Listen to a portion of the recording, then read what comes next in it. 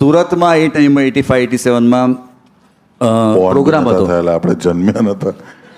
હા, એટલે તમારા બર્થ પહેલાની વાત છે. 85-87. તો એ વખતે એક સુરતના બહુ જાણીતા ઓર્ગેનાઇઝર એને શો કર્યો અને એમાં સાહેબ 2 રશિયન ડાન્સર એ જમાનામાં.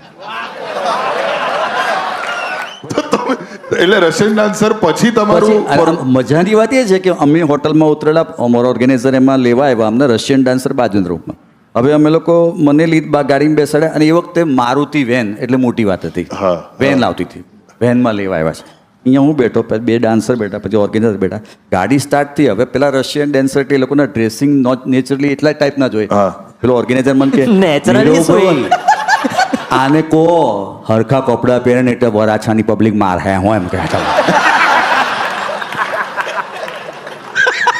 મેં કીધું યાર મેં બુક કરી છે આને યાર, તમે તો યાર મને એવું કહો છો મેં બુક કરી હોય યાર, મારે તો મિમિક્રી કરવાની, તમે કહો યાર પૈસા તમારે આપવાના છે યાર.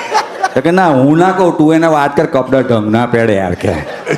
એટલે એની એક્ઝિટ પછી રજૂ કરે છે આપની સમક્ષ જોરદાર મિમિક્રી નીરવ મહેતા. આપણી હાલત સખત થઈ જાય યાર કે હવે સાલું શું બોલું. એમાં હું જઈને અમોલ પાલેકર ચારુકુર પબ્લિકમાંથી એક જણાને કે અહીંયા આવું ના ચાલે એમ કે ડબલ મિનિંગ થવાડો એમ કે હું એમ કહેતો.